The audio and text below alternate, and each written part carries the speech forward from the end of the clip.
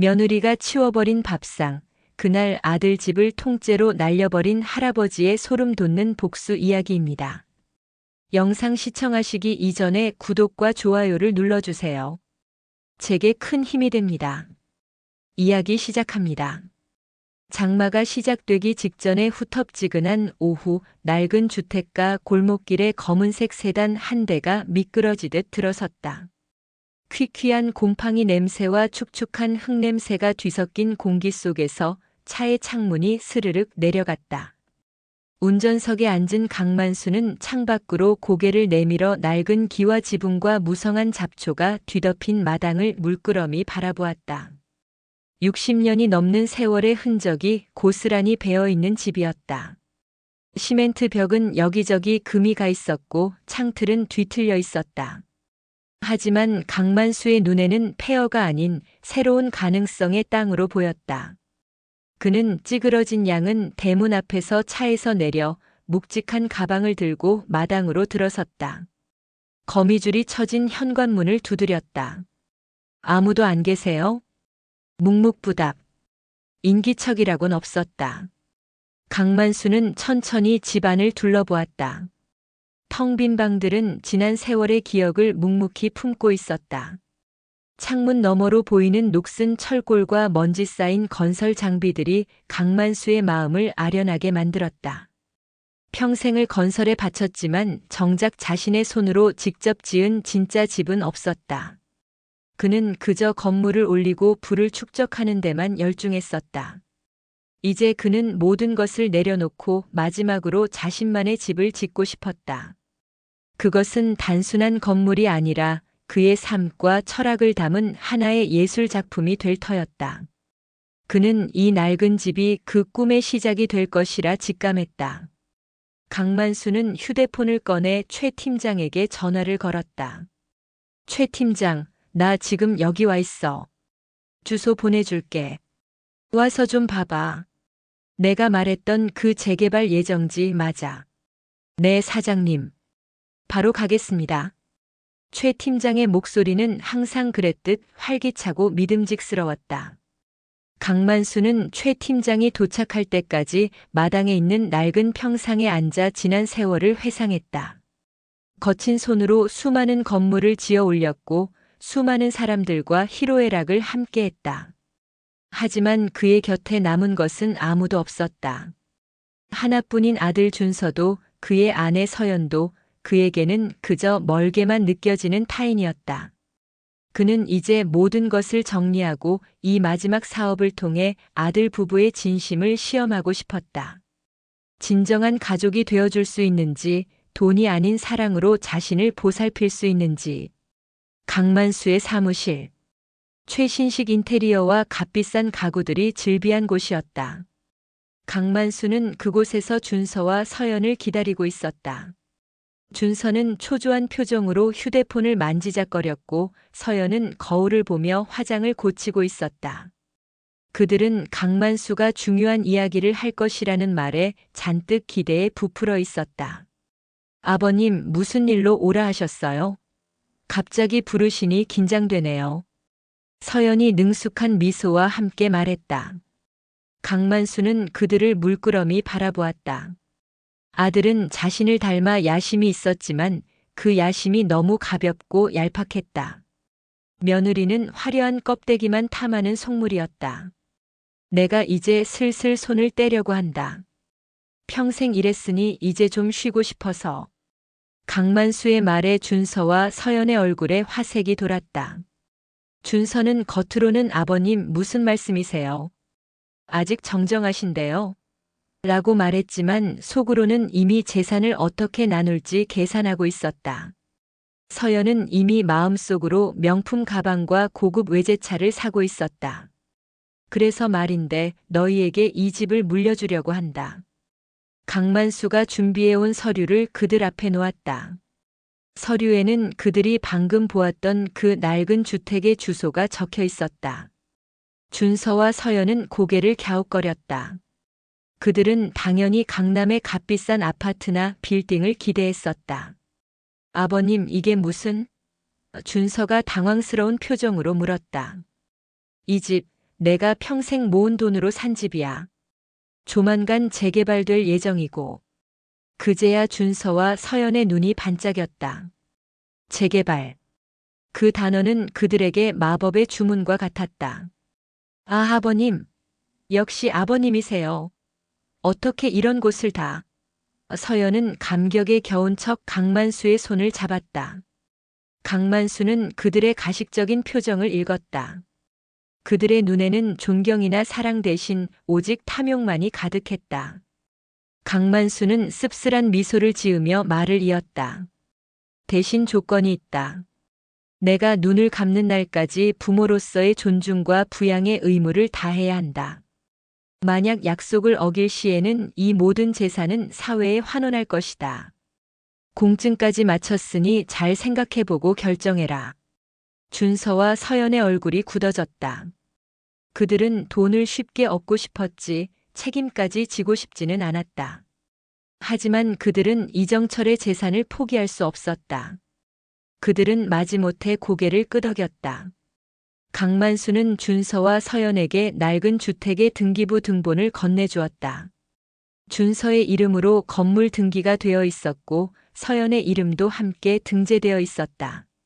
아들 부부는 기뻐하며 서류를 들고 밖으로 나갔다. 강만수는 최 팀장에게 전화를 걸었다. 최 팀장, 아들놈 부부가 등기부 등본 들고 신났겠지? 네, 사장님. 아마 지금쯤 날아갈 듯이 기뻐하고 있을 겁니다. 하, 그래. 근데 그놈들은 모를 거다. 그 집이 모래 위에 지은 성이나 마찬가지라는 걸. 건물 등기만 아들 명의로 하고 토지 소유권은 내 명의로 남겨뒀으니까. 최 팀장은 강만수의 치밀한 계획에 감탄했다. 역시 사장님은 한 수 위십니다. 아니야. 이건 그저 그들의 그릇을 시험하는 거야. 만약 진심으로 나를 부양하고 존경한다면 나 또한 그들에게 모든 것을 물려줄 생각이다. 하지만 그저 돈만 보고 달려든 것이라면 그 대가를 치르게 해줄 것이다. 강만수는 창밖을 바라보며 깊은 생각에 잠겼다. 그의 손에는 다른 서류철이 들려 있었다. 그 서류철에는 그 낡은 집의 진짜 토지 소유권이 담겨 있었다. 그는 이 마지막 승부를 통해 아들 부부의 진정한 본색을 확인하고 그의 합당한 결말을 내릴 작정이었다. 그의 계획은 이제 막 시작되었을 뿐이었다. 낡은 주택으로 이사온 준서와 서연은 허름한 집을 보며 실망감을 감추지 못했다. 그들은 재개발 보상금에 대한 희망으로 겨우 버티고 있었다. 서연은 곰팡이 냄새가 나는 벽지를 뜯어내며 투덜거렸다. 여보, 아버님은 왜 이런 집을 사주신 거야? 그냥 현금을 주시지, 이러면 우리가 낡은 집에서 썩으라는 거잖아. 그래도 곧 재개발 될 거라잖아. 그때까지 좀 참아. 재개발만 되면 우리도 이제 상위 1%에 진입하는 거라고. 준서는 서연을 달래며 미래의 불을 꿈꾸었다. 그들은 낡은 집을 탐색하기 시작했다. 이정철이 혹시나 현금이나 귀중품을 숨겨놓았을지 모른다는 기대감 때문이었다. 여보, 여기 서랍에 뭐가 있어? 서연이 낡은 서랍장을 뒤지다가 손바닥만 한 통장 하나를 발견했다. 통장에는 무려 10억 원의 잔고가 찍혀 있었다. 준서와 서연은 눈이 휘둥그레졌다. 역시 아버님은 우리를 버리지 않으셨어. 이게 다가 아닐 거야. 분명 더 어딘가에 숨겨놓으셨을 거야. 그들은 집안의 모든 구석을 뒤졌다. 낡은 장롱 속에서 묵직한 서류철을 발견했다. 서류철에는 재산 목록 일람표라고 적혀 있었다. 준서와 서연은 흥분한 목소리로 서류를 펼쳤다. 서류에는 강만수의 모든 재산이 상세히 적혀 있었다.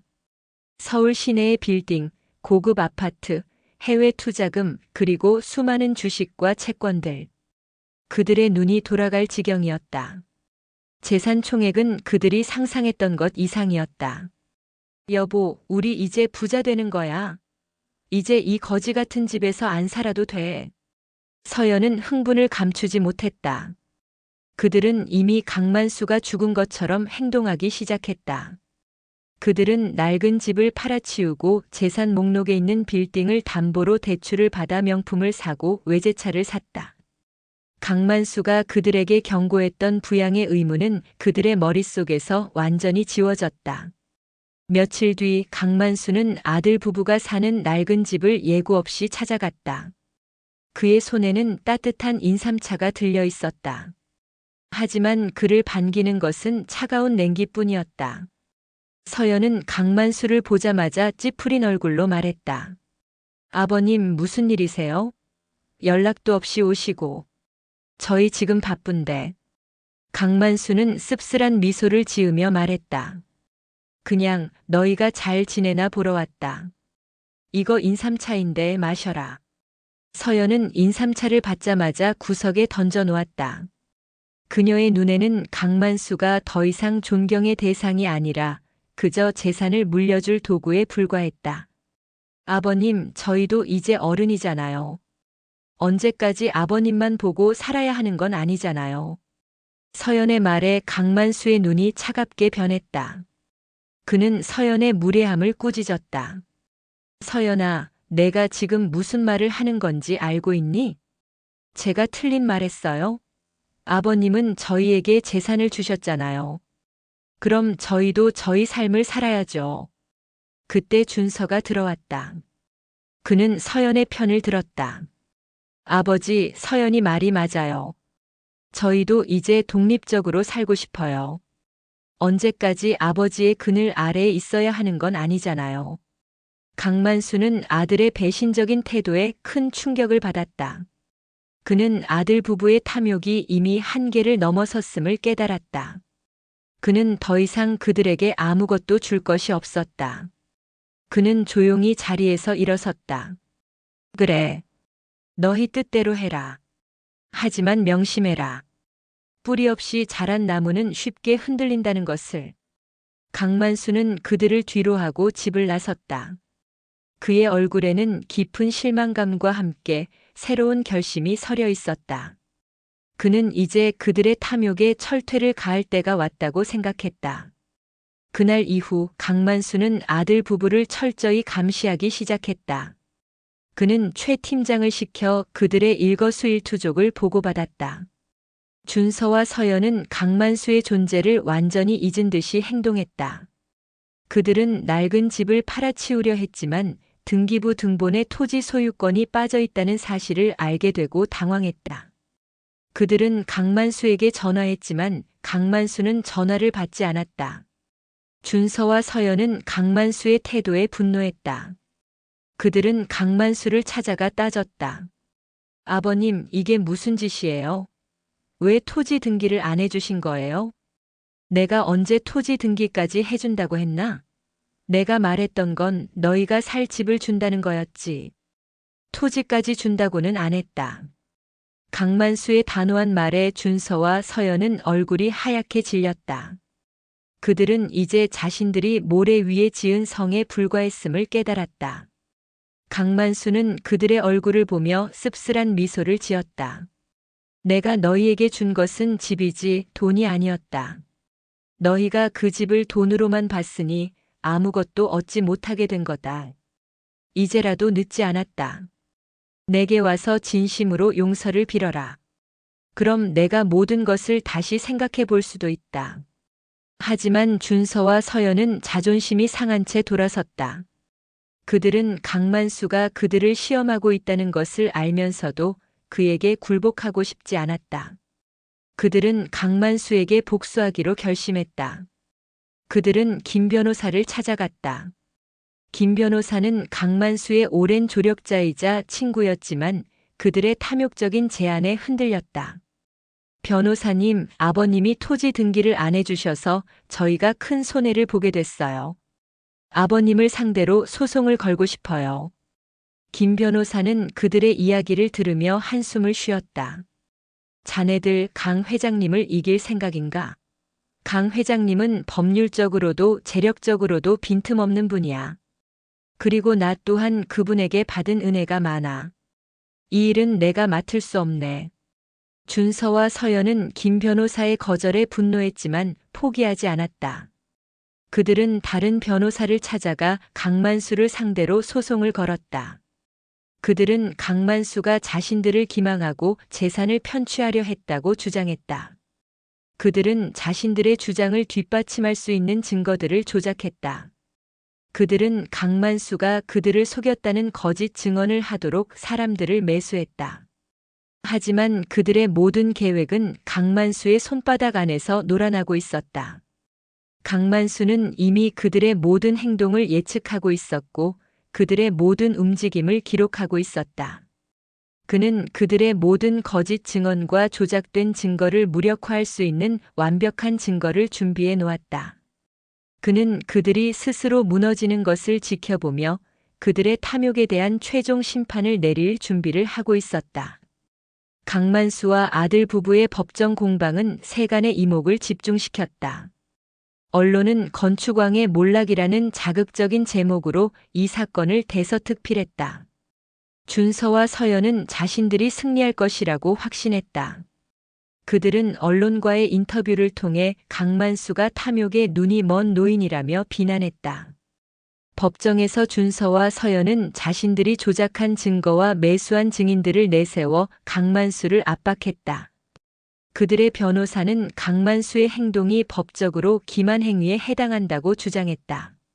재판장은 강만수에게 해명할 기회를 주었다. 강만수는 차분한 목소리로 말했다. 재판장님, 제가 이 아이들을 기만한 것은 아닙니다. 저는 그저 그들에게 부모로서의 의무와 책임을 가르치고 싶었습니다.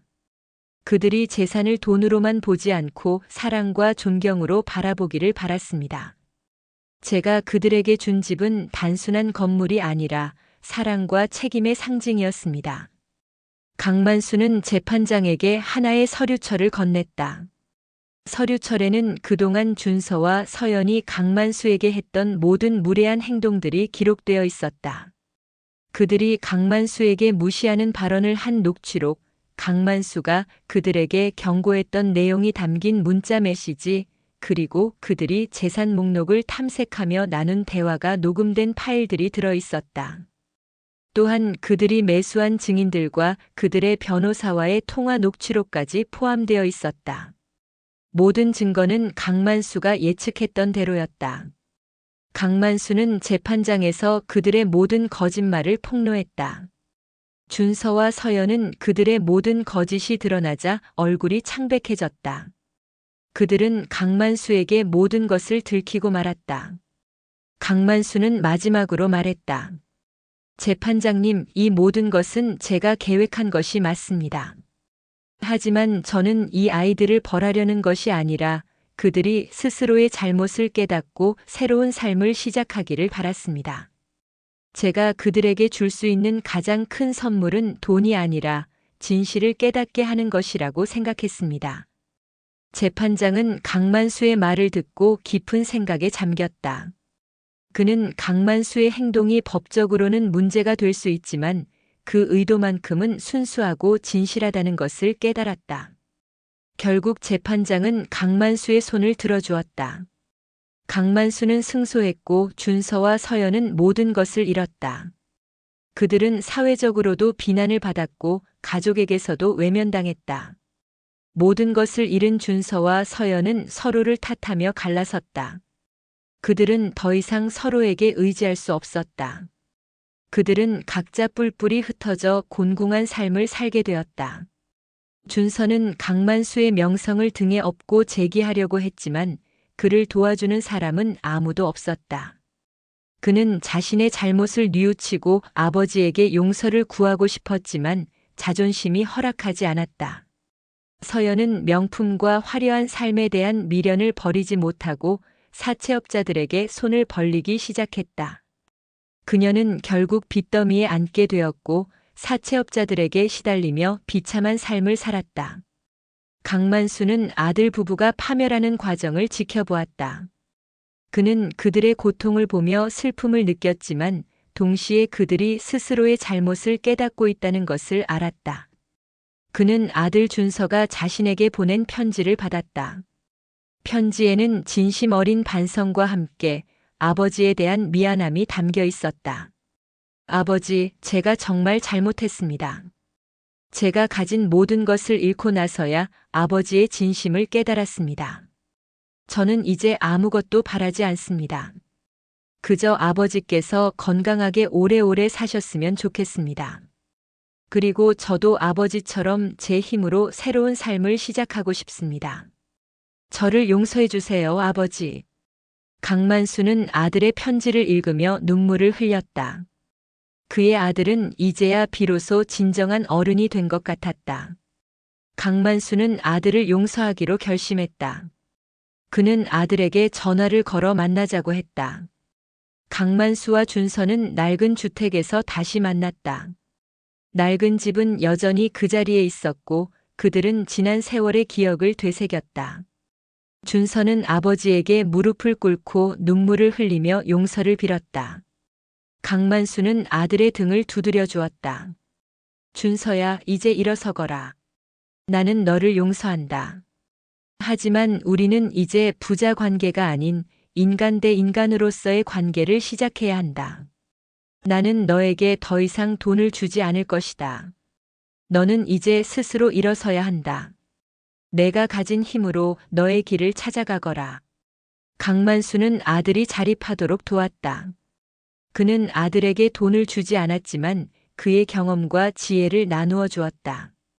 준서는 아버지의 도움을 받아 작은 공장을 차리고 성실하게 일하기 시작했다. 그는 더 이상 아버지의 그늘 아래에 머무르지 않고 자신의 힘으로 삶을 개척해 나갔다. 강만수는 재개발 보상금으로 받은 돈으로 평생의 꿈이었던 자신의 집을 짓기 시작했다. 그는 이 마지막 집을 통해 자신의 삶과 철학을 담으려 했다. 그는 낡은 집이 있던 자리에 새로운 집을 지었다. 그 집은 화려하지 않았지만 견고하고 아름다웠다. 강만수는 그 집에서 평화로운 삶을 시작했다. 하지만 이야기는 여기서 끝이 아니었다. 강만수가 지은 그 집은 단순한 건물이 아니라 최첨단 기술이 집약된 하나의 거대한 인공지능 주택이었다. 그 집은 강만수의 생체 정보를 분석하고 그의 건강 상태를 실시간으로 체크하며 그에게 필요한 모든 것을 제공했다. 이 집의 모든 운영 시스템은 강만수의 생체 정보와 연동되어 있었고 그가 아니면 그 누구도 그 집을 통제할 수 없었다. 한편 준서와 서연의 파멸은 계속되었다. 서연은 사채업자들에게 쫓기다가 해외로 도피했고 준서는 아버지의 명성을 이용해 다시 한번 재기를 시도했지만 실패했다. 그는 결국 모든 것을 잃고 노숙자로 전락했다. 강만수는 죽기 직전 자신의 모든 재산을 이 인공지능 주택에 기부한다는 유언을 남겼다. 그는 이 인공지능 주택이 미래 세대에게 도움이 되기를 바랐다.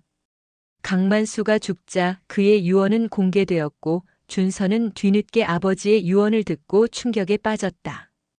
그는 자신의 탐욕 때문에 아버지의 마지막 선물마저 놓쳤음을 깨달았다. 강만수의 유언에 따라 인공지능 주택은 강만수 재단으로 설립되어 사회에 환원되었다. 그 집은 인공지능 연구소로 탈바꿈했고 수많은 젊은 과학자들이 그곳에서 인류의 미래를 위한 연구를 진행했다. 준서는 자신의 모든 것을 잃고 노숙자로 전락한 채 아버지의 유산이 된 그 인공지능 주택을 바라보았다.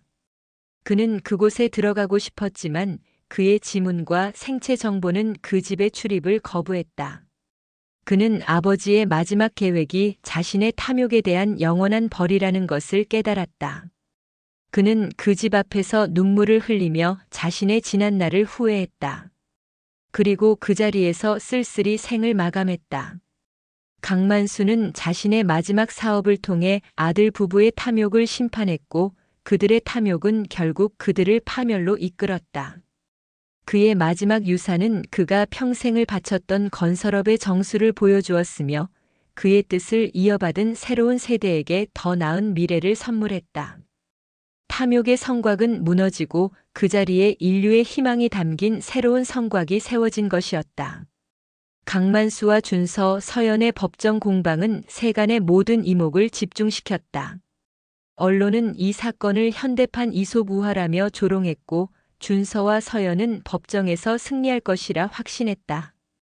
그들은 자신들이 조작한 증거와 매수한 증인들을 내세워 강만수를 압박했다. 하지만 강만수가 냉철하게 공개한 증거들은 그들의 모든 허위 주장을 산산조각 냈다.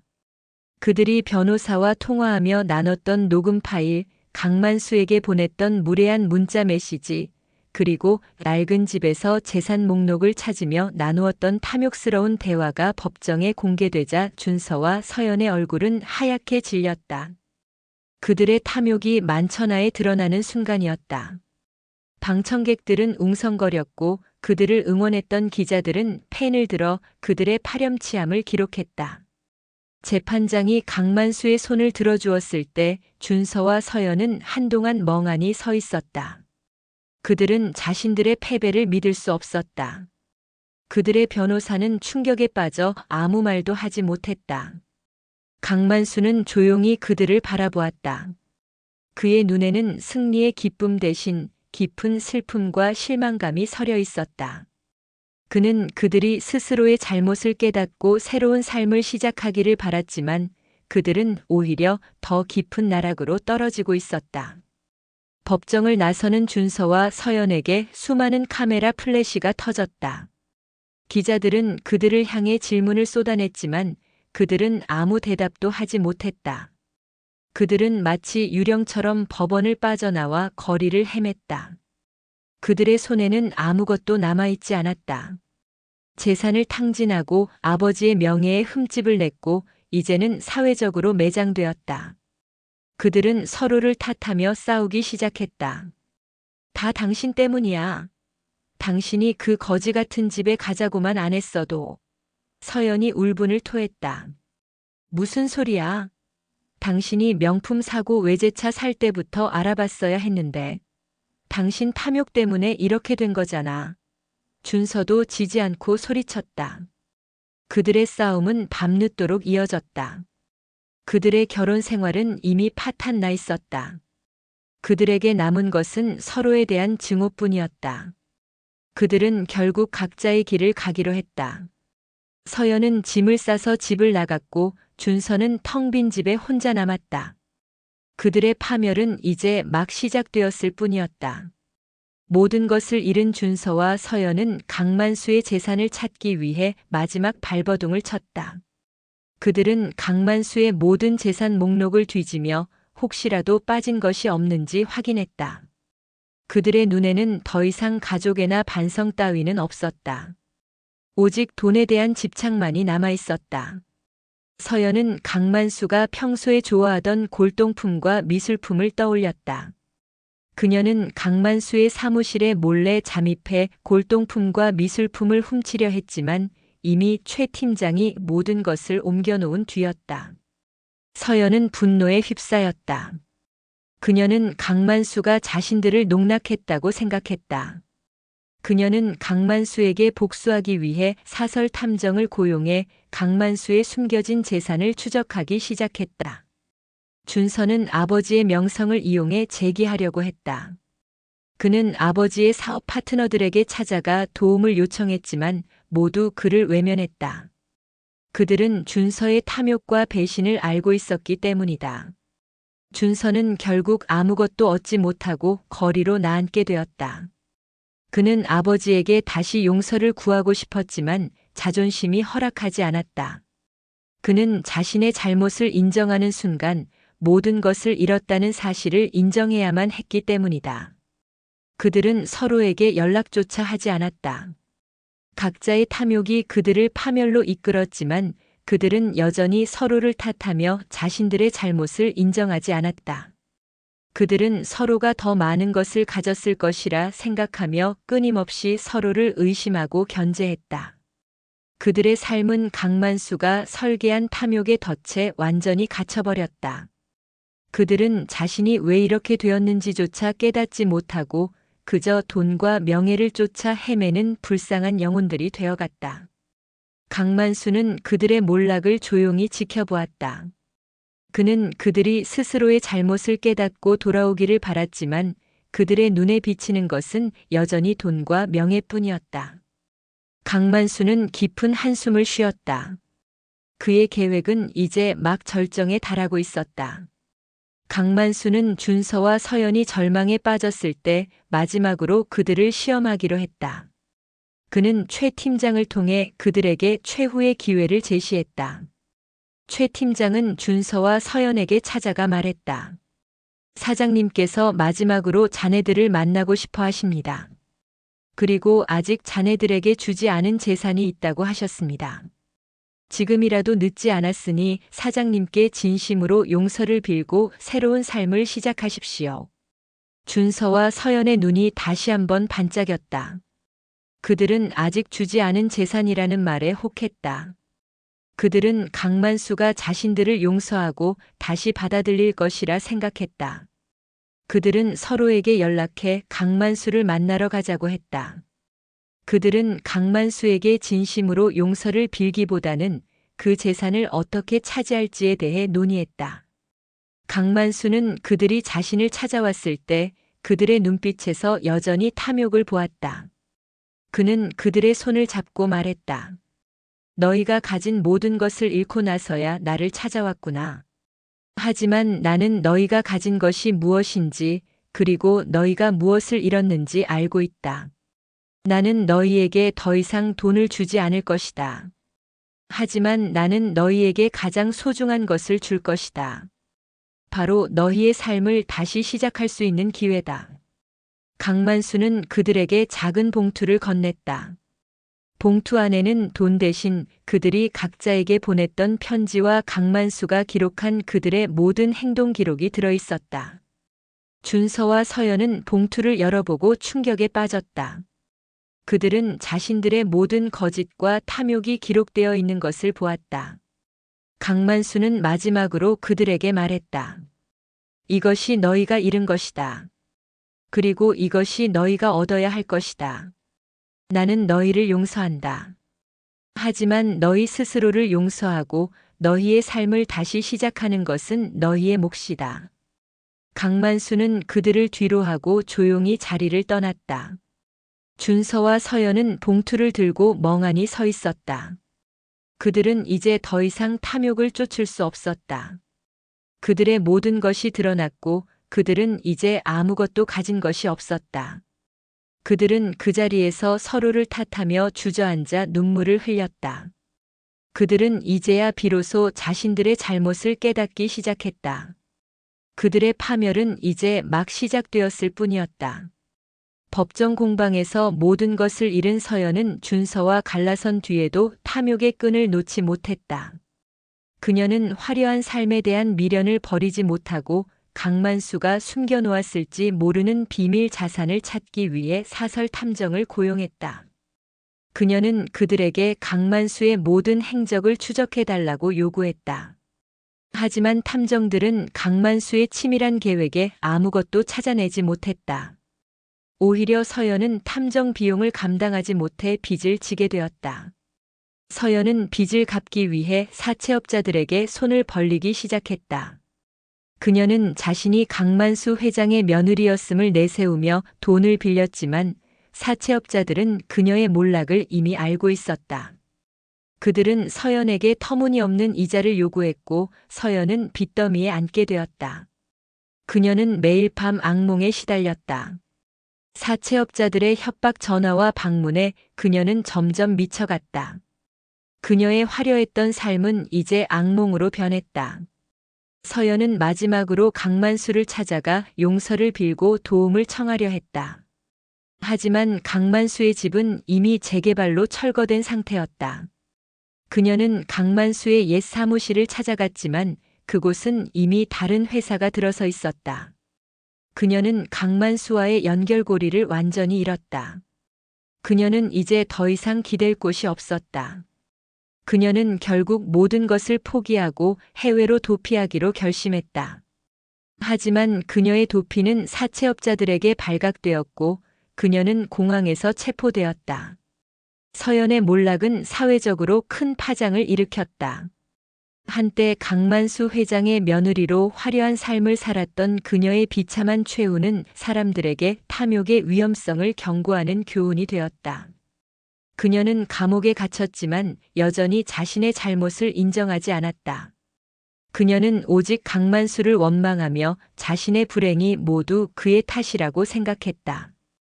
그녀의 탐욕은 그녀를 영원한 감옥에 가두었다. 준서는 서연과 헤어진 뒤 거리로 나앉았다. 그는 자신이 왜 이렇게 되었는지조차 깨닫지 못했다. 그는 아버지의 명성을 이용해 재기하려고 했지만 그를 도와주는 사람은 아무도 없었다. 그는 아버지의 회사에 찾아가 도움을 요청했지만 최 팀장은 그를 매몰차게 외면했다. 준서 씨 사장님께서는 이미 모든 것을 정리하셨습니다. 이제는 아무도 준서 씨를 도와줄 수 없습니다. 준서 씨 스스로의 힘으로 일어서십시오. 최 팀장의 냉정한 말에 준서는 큰 충격을 받았다. 그는 아버지의 그늘 아래에 영원히 머무를 수 없을 것이라는 사실을 이제야 깨달았다. 그는 거리에서 노숙자들과 함께 생활하며 하루하루를 버텼다. 그는 매일 밤 아버지의 얼굴을 떠올렸다. 아버지의 따뜻한 미소와 그의 차가운 눈빛. 그는 아버지의 사랑과 분노를 동시에 느꼈다. 어느 날 밤 준서는 쓰레기 더미에서 낡은 신문지를 발견했다. 신문지에는 강만수 회장 재산사회 환원이라는 제목의 기사가 실려 있었다. 기사에는 강만수가 평생을 바쳤던 건설업의 정수를 담은 인공지능 주택을 지어 사회에 환원했다는 내용이 담겨 있었다. 준서는 기사를 읽고 충격에 빠졌다.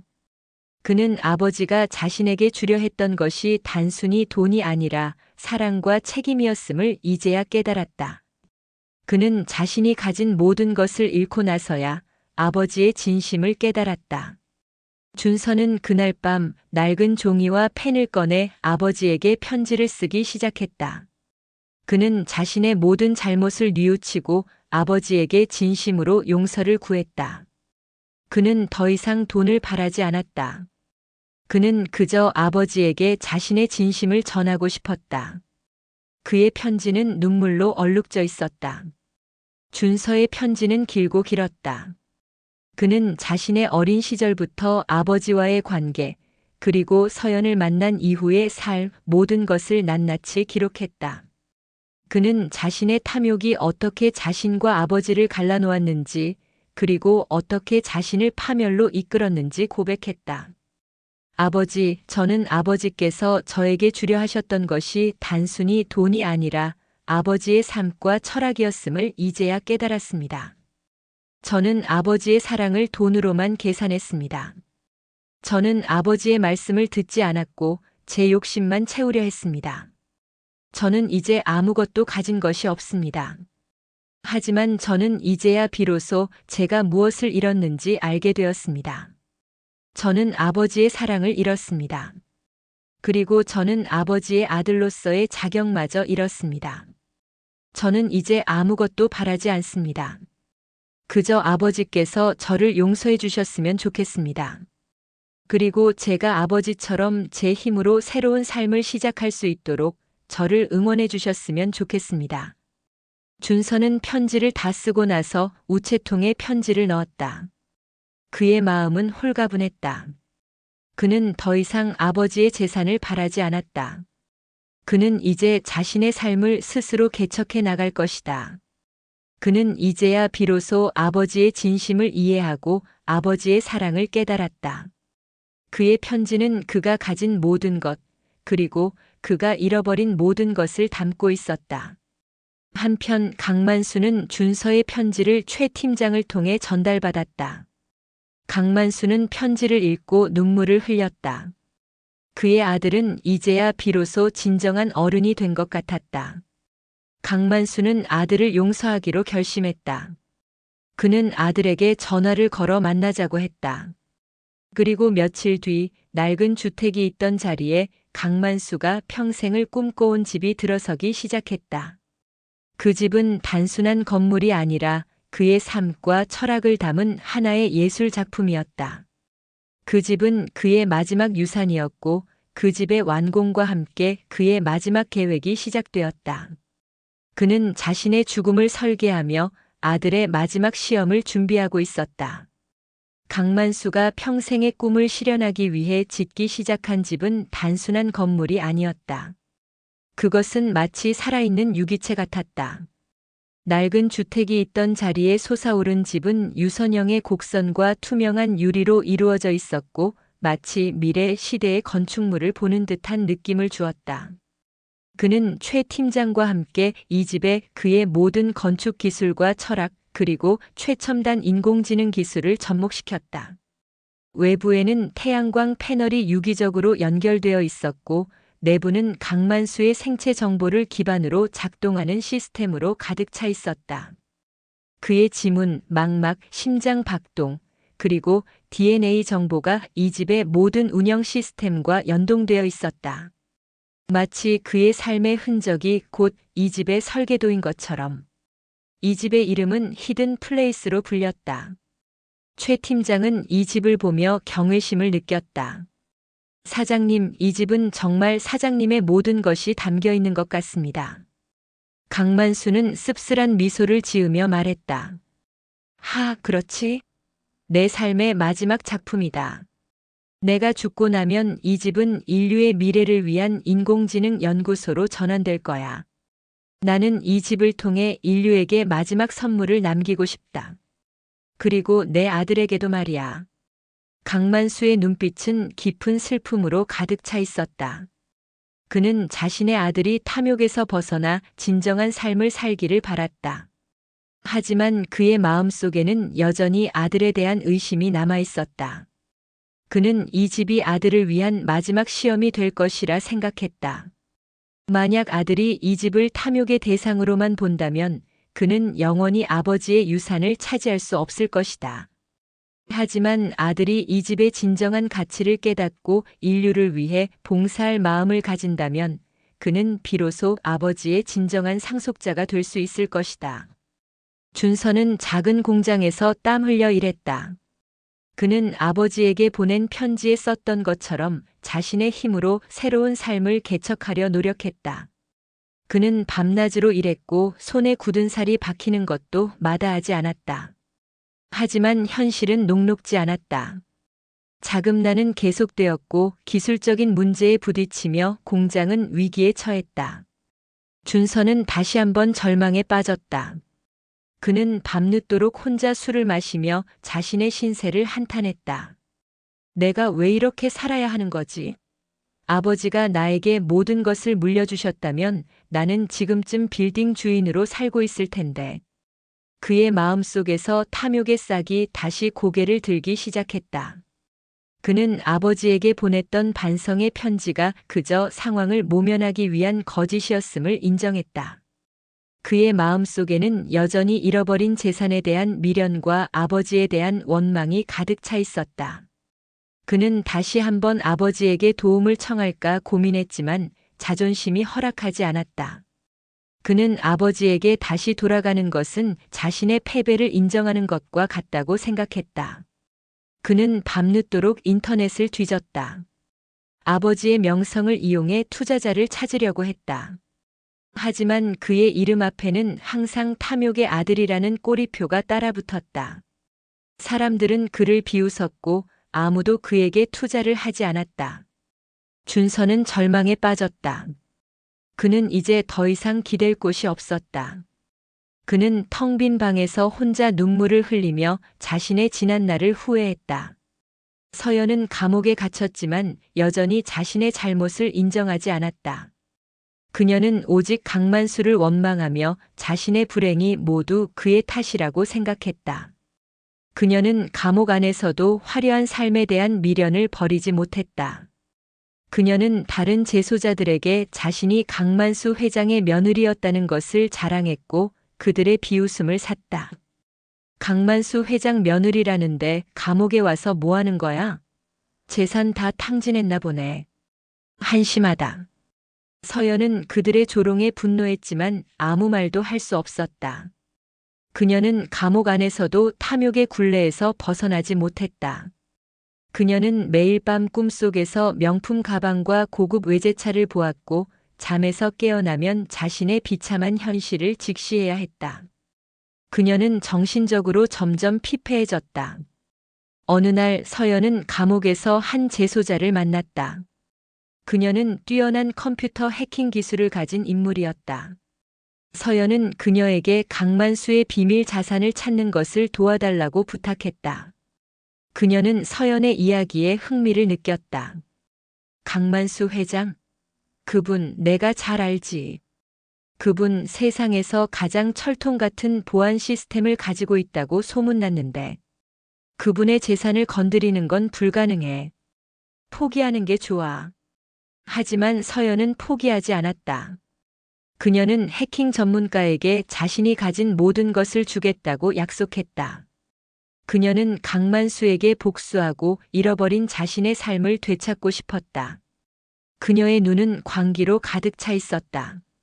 그녀는 해킹 전문가와 함께 강만수의 비밀 자산을 찾기 위한 계획을 세우기 시작했다. 그녀는 이제 더 이상 준서를 필요로 하지 않았다. 그녀는 오직 자신의 힘으로 모든 것을 되찾으려 했다. 준서의 공장은 결국 부도를 맞았다. 그는 공장 문을 닫고 거리로 나앉았다. 그는 다시 한번 아버지의 편지를 꺼내 읽었다. 편지에는 아버지의 따뜻한 사랑과 함께 그가 스스로의 힘으로 일어서기를 바라는 진심이 담겨 있었다. 하지만 준서의 눈에는 아버지의 사랑 대신 내가 가진 모든 것을 잃었다는 절망감만 보였다. 그는 자신의 손으로 일어서려 했지만 결국 실패했다. 그는 이제 더 이상 아버지의 편지를 읽을 용기가 없었다. 그는 편지를 찢어버리고 쓰레기통에 던져버렸다. 그는 술에 취해 거리를 헤매다가 우연히 서연을 만났다. 서연은 이미 감옥에서 출소한 뒤였다. 그녀는 초라한 행색의 준서를 보며 비웃었다. 꼴 좋다. 강 회장 아들이 결국 이렇게 됐구나. 준서는 서연의 비웃음에 분노했다. 그는 서연에게 소리쳤다. 너는 잘났냐? 너도 나 때문에 이렇게 된 거잖아. 무슨 소리야? 내가 이렇게 된 건 다 강만수 회장 때문이야. 나는 그 사람에게 복수할 거야. 그리고 나는 이제 혼자서도 충분히 성공할 수 있어. 서연은 준서에게 마지막 유혹을 던졌다. 준서야, 너도 강 회장에게 복수하고 싶지 않아? 우리는 함께 힘을 합쳐야 해. 강만수 회장이 짓고 있는 인공지능 주택, 그 안에 그의 모든 비밀 자산이 숨겨져 있을 거야.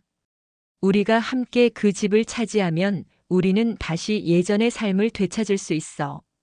준서의 눈이 흔들렸다. 그는 잠시 망설였다. 하지만 그의 마음속에서는 이미 탐욕의 불꽃이 타오르기 시작했다. 그는 아버지의 편지를 찢어버리고 서연의 손을 잡았다. 그들은 서로에게 탐욕의 끈을 묶었고 함께 파멸의 길로 나아가기로 했다. 서연은 준서에게 자신이 고용한 해킹 전문가를 소개했다. 그녀는 그에게 미스터리라고 불리는 인물이었다. 미스터리는 전 세계의 보안 시스템을 해킹하는 것으로 유명한 인물이었다. 그는 서연의 제안에 흥미를 느꼈다. 강만수 회장의 보안 시스템은 전 세계에서 가장 완벽하다고 소문이 자자합니다. 저도 몇 번 시도해봤지만 번번이 실패했습니다. 하지만 이번에는 다를 겁니다. 제가 강 회장님의 인공지능 주택의 설계도를 입수했습니다. 이 설계도를 분석하면 강 회장님의 보안 시스템을 뚫을 수 있는 틈을 찾을 수 있을 겁니다. 서연은 미스터리의 말에 흥분했다. 그녀는 그에게 자신이 가진 모든 것을 약속했다. 그녀는 준서와 함께 미스터리와 함께 강만수의 인공지능 주택을 침입하기 위한 계획을 세우기 시작했다. 그들은 강만수의 인공지능 주택이 그의 모든 재산을 숨겨놓은 비밀 금고일 것이라 확신했다. 그들은 그 집을 차지하고 그 안에 있는 모든 재산을 훔쳐 달아날 계획을 세웠다. 강만수는 그들의 모든 움직임을 지켜보고 있었다. 그는 그들이 탐욕의 덫에 다시 걸려들었음을 알고 있었다. 그는 그들에게 마지막 기회를 주었지만 그들은 그 기회를 스스로 걷어찼다. 강만수는 깊은 한숨을 쉬었다. 그의 마지막 계획은 이제 막 시작되었을 뿐이었다. 준서와 서연은 강만수의 인공지능 주택을 몰래 탐색했다. 그들은 미스터리가 제공한 드론을 이용해 집의 외관을 촬영하고 보안 시스템을 분석했다. 집의 외관은 마치 살아있는 생명체처럼 보였다. 유선형의 곡선과 투명한 유리창은 마치 거대한 눈처럼 보였다. 그들은 그 집을 보며 경외심을 느꼈지만 동시에 탐욕의 불꽃이 타올랐다. 여보, 저 집 안에 얼마나 많은 재산이 숨겨져 있을까? 서연이 흥분한 목소리로 말했다. 아버지는 정말 대단한 분이셨어. 이렇게 완벽한 집을 지으시다니. 준서도 감탄했다. 그들은 강만수의 인공지능 주택이 단순한 건물이 아니라 그의 모든 재산이 담긴 비밀 금고라고 확신했다. 그들은 그 집을 보며 강만수가 자신들을 조롱하고 있다고 생각했다. 그들은 그 집에 대한 탐욕을 주체할 수 없었다. 그들은 미스터리에게 전화를 걸어 말했다. 미스터리, 우리 지금 당장 그 집으로 갑시다. 밤이 되기 전에 그 집을 털어야 해. 미스터리는 그들의 조급함에 경고했다. 준비가 아직 덜 됐습니다. 강 회장님의 보안 시스템은 생각보다 훨씬 더 복잡합니다. 조금 더 시간을 주십시오. 하지만 준서와 서연은 미스터리의 경고를 무시했다. 그들은 이미 탐욕에 눈이 멀어 있었다. 그들은 미스터리를 협박해 그 집을 침입하기 위한 마지막 계획을 세웠다. 그들은 그 집을 차지하고 강만수에게 복수하려 했다. 그들의 파멸은 이제 막 시작되었을 뿐이었다. 준서와 서연은 미스터리와 함께 강만수의 인공지능 주택에 침입하기 위한 마지막 계획을 세웠다. 그들은 미스터리가 만든 특수 장비를 이용해 집의 보안 시스템을 해킹하고 잠금 장치를 해제할 계획이었다. 그들은 밤이 되기를 기다렸다. 어둠이 내린 후 그들은 검은색 옷을 입고 인공지능 주택 앞으로 향했다. 집은 마치 거대한 눈처럼 빛나고 있었다. 그들은 집을 보며 흥분과 공포를 동시에 느꼈다. 준서야, 우리 이제 부자 되는 거야. 이제 저 거지 같은 삶에서 벗어날 수 있어. 서연이 준서의 손을 잡았다. 그래. 아버지, 이젠 제 차례입니다. 아버지가 숨겨놓은 모든 것을 제가 가져가겠습니다. 준서는 굳은 표정으로 말했다. 그들은 미스터리에게 신호를 보냈다. 미스터리는 노트북을 펼치고 해킹을 시작했다. 그의 손가락이 키보드를 빠르게 움직였다. 노트북 화면에는 복잡한 코드들이 번개처럼 지나갔다. 미스터리의 얼굴에는 긴장감이 가득했다. 그는 강만수의 보안 시스템이 생각보다 훨씬 더 강력하다는 것을 깨달았다. 하지만 그는 이미 늦었다. 준서와 서연은 그를 협박하며 해킹을 강요했다. 미스터리의 해킹 시도가 성공한 듯 보였다. 집의 잠금 장치가 해제되고 문이 스르륵 열렸다. 준서와 서연은 환호성을 질렀다. 그들은 마치 승리자가 된 것처럼 당당하게 집 안으로 들어섰다. 집 안은 마치 미래 시대의 박물관 같았다. 화려한 조명과 투명한 유리벽 그리고 정교하게 설계된 미로 같은 복도들이 그들을 맞이했다. 그들은 집 안을 탐색하기 시작했다. 그들은 집 안의 모든 것을 보물처럼 여겼다. 여보, 이것 봐. 이 유리벽은 전부 다 금이야. 서연이 흥분한 목소리로 소리쳤다. 하지만 미스터리는 불안한 표정을 지었다. 준서 씨, 이 집은 뭔가 이상합니다. 제 해킹 장비가 제대로 작동하지 않습니다. 이 집은 단순한 금고가 아닐지도 모릅니다. 하지만 준서와 서연은 미스터리의 경고를 무시했다. 그들은 오직 돈에만 눈이 멀어 있었다. 그들은 미로 같은 복도를 지나 집의 가장 깊숙한 곳으로 향했다. 그들은 그곳에 강만수의 모든 재산이 숨겨져 있을 것이라 확신했다. 그들은 복도 끝에 있는 거대한 문을 발견했다. 문에는 강만수의 지문 인식 장치가 달려 있었다. 준서는 자신의 지문을 인식 장치에 가져다 댔지만 문은 열리지 않았다. 그때 집안의 모든 조명이 꺼졌다. 정적 속에서 강만수의 목소리가 울려 퍼졌다. 준서야, 서연아. 결국 너희는 여기까지 왔구나. 나는 너희에게 마지막 기회를 주었지만 너희는 그 기회를 스스로 걷어찼다. 너희는 나의 유산을 돈으로만 보았으니 이제 너희의 탐욕에 대한 대가를 치르게 해줄 것이다. 준서와 서연은 공포에 질려 비명을 질렀다. 그들은 강만수의 목소리가 마치 집안의 모든 곳에서 들려오는 것 같았다. 그들은 미로 같은 복도를 헤매며 출구를 찾기 시작했지만 모든 문은 굳게 닫혀 있었다. 그들은 강만수의 인공지능 주택이 그들의 탐욕을 심판하기 위한 거대한 감옥이라는 것을 깨달았다. 강만수는 죽기 직전 이 집의 모든 시스템을 자신의 생체 정보와 연동시켜 놓았다. 그는 이 집을 통해 자신의 아들 부부의 탐욕을 심판하려 했다. 그는 그들이 스스로의 탐욕 때문에 이 집에서 영원히 갇히게 될 것이라는 것을 알고 있었다. 강만수는 모든 것을 계획했다. 그의 죽음조차도 그의 마지막 계획의 일부였다. 그는 자신의 죽음을 통해 아들 부부의 탐욕에 대한 최종 심판을 내렸다. 준서와 서연은 영원히 갇힌 채 자신들의 탐욕이 불러온 비참한 결말을 맞이하게 될 것이다. 탐욕의 성곽은 무너지고 그 자리에 인류의 희망이 담긴 새로운 성곽이 세워진 것이었다. 강만수의 인공지능 주택 침입 사건은 사회에 큰 충격을 던졌다. 준서와 서연의 최후가 알려지자 언론은 건축왕의 마지막 유산이라는 제목으로 연일 기사를 쏟아냈다. 대중들은 강만수의 치밀한 계획과 아들 부부의 탐욕에 경악하면서도 그들의 비참한 결말의 씁쓸함을 감추지 못했다. 한때 강만수 회장의 아들 부부로 화려한 삶을 살았던 이들의 몰락은 탐욕이 낳은 비극적인 교훈으로 남았다.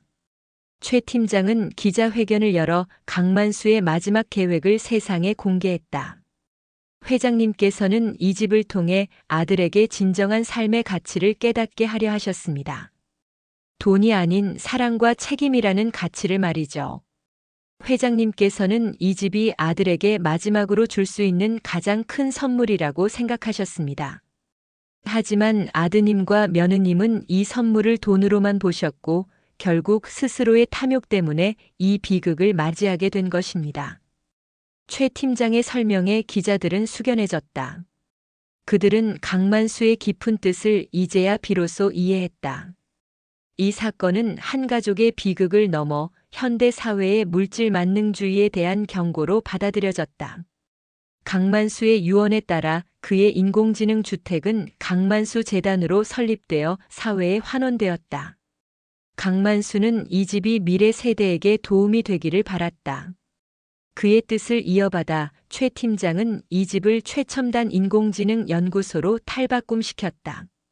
세계 각지의 젊은 과학자들이 히든 플레이스에 모여 인류의 미래를 위한 연구를 진행하기 시작했다. 이 집은 단순한 건물이 아니라 인류의 희망을 품은 거대한 성곽이 되었다. 이 집의 모든 운영 시스템은 강만수의 생체 정보와 연동되어 있었기 때문에 오직 강만수의 승인을 받은 사람만이 이 집을 통제할 수 있었다. 최 팀장은 강만수의 마지막 유언에 따라 이 집의 모든 권한을 강만수 재단에 이양했다. 이 집은 이제 더 이상 한 개인의 소유물이 아니라 인류의 공동 자산이 되었다. 강만수는 모든 것을 계획했다. 그의 죽음조차도 그의 마지막 계획의 일부였다. 그는 자신의 죽음을 통해 아들 부부의 탐욕에 대한 최종 심판을 내렸다. 그는 아들 부부가 영원히 갇힌 채 자신들의 탐욕이 불러온 비참한 결말을 맞이하게 될 것이라는 것을 알고 있었다. 강만수는 자신의 마지막 사업을 통해 아들 부부의 탐욕을 심판했고 그들의 탐욕은 결국 그들을 파멸로 이끌었다. 그의 마지막 유산은 그가 평생을 바쳤던 건설업의 정수를 보여주었으며 그의 뜻을 이어받은 새로운 세대에게 더 나은 미래를 선물했다.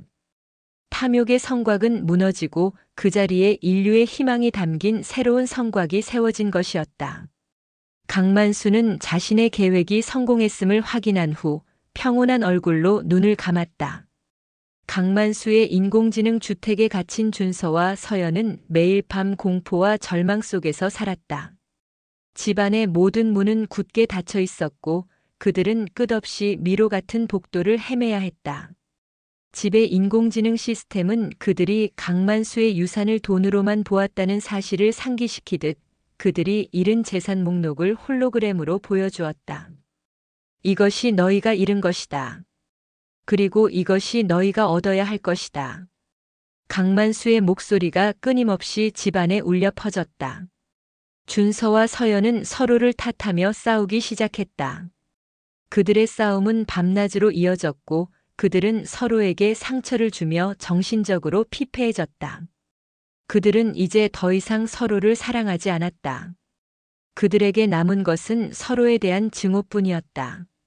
서연은 미쳐가기 시작했다. 그녀는 홀로그램으로 나타난 명품 가방과 보석을 만지려고 손을 뻗었다. 그녀는 홀로그램이 만들어낸 허상 속에서 화려한 삶을 살았다. 그녀는 홀로그램으로 나타난 명품 옷을 입고 명품 가방을 들고 거울 앞에서 혼자 미소 지었다. 그녀는 자신이 아직도 강만수 회장의 며느리라고 믿었다. 준서야, 이것 봐. 이 옷 정말 예쁘지? 이 가방도 정말 비싸 보이지 않아? 준서는 서연의 광기를 보며 공포에 질렸다. 그는 서연에게 소리쳤다. 그만해. 이 모든 것은 다 가짜야. 우리는 지금 감옥에 갇힌 거라고. 하지만 서연은 준서의 말을 듣지 않았다. 그녀는 자신의 환상 속에서 행복하게 살았다. 그녀의 삶은 이제 현실과 허상이 뒤섞인 악몽이 되었다. 그녀는 자신의 탐욕 때문에 영원한 감옥에 갇혔지만 그 사실조차 깨닫지 못했다. 준서는 서연의 광기를 보며 자신의 비참한 운명을 직시했다. 그는 자신이 왜 이렇게 되었는지 이제야 비로소 깨달았다. 그는 아버지에게 보낸 편지가 진심이 아니었음을 인정했다. 그는 아버지의 마지막 시험에서 탐욕에 굴복했고 결국 모든 것을 잃었다. 그는 더 이상 도망갈 곳이 없었다. 그는 집의 한 구석에 주저앉아 조용히 눈물을 흘렸다. 그는 아버지의 마지막 목소리를 떠올렸다. 나는 너희에게 마지막 기회를 주었지만 너희는 그 기회를 스스로 걷어찼다. 준서는 이제야 아버지의 진심을 깨달았다. 아버지는 그에게 돈이 아닌 새로운 삶을 선물하고 싶어 했다.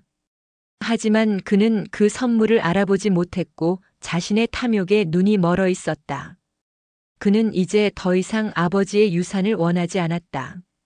그는 그저 아버지에게 용서를 구하고 싶었다. 하지만 그는 이미 늦었다. 그의 모든 잘못은 이미 그의 영원한 감옥에 기록되어 있었다. 수십 년의 세월이 흘렀다. 강만수 재단은 히든 플레이스를 중심으로 인공지능 연구의 선두주자가 되었다. 히든 플레이스는 이제 전 세계 과학자들에게 경외의 대상이 되었다. 이 집은 강만수의 유산을 계승하며 인류의 미래를 밝히는 빛이 되었다. 이 집의 모든 시스템은 강만수의 철학과 지혜를 담고 있었다. 인공지능은 강만수의 생체 정보를 기반으로 작동하며 그의 삶의 흔적을 보존하고 있었다. 이 집은 단순한 건물이 아니라 강만수의 영혼이 담긴 하나의 거대한 기념비가 되었다. 히든 플레이스 내부의 가장 깊숙한 곳, 그 누구도 들어갈 수 없는 곳에 준서와 서연이 갇혀 있었다. 그들은 이제 늙고 초라한 모습으로 서로에게 증오의 눈빛을 보냈다. 그들은 수십 년 동안 그 미로 속에서 헤매며 자신들의 탐욕이 불러온 비참한 결말을 곱씹었다. 그들에게는 더 이상 희망도 미래도 없었다. 강만수가 남긴 유산은 단순히 돈이나 건물이 아니었다. 그것은 자신의 삶과 철학 그리고 아들을 향한 마지막 사랑이었다. 그는 아들이 탐욕에서 벗어나 진정한 삶을 살기를 바랐다. 하지만 그의 아들은 아버지의 진심을 외면했고 탐욕의 덫에 스스로 걸려들었다.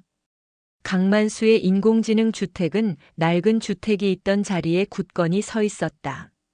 한때 그곳은 탐욕의 성곽이었지만 이제는 인류의 희망이 담긴 새로운 성곽이 되었다.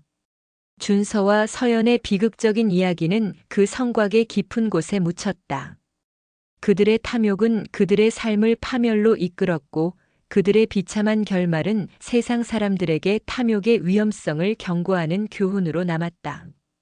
탐욕은 인간의 가장 큰 적이며 사랑과 책임이라는 가치를 외면할 때 어떤 비극이 벌어지는지 보여주는 이야기였다.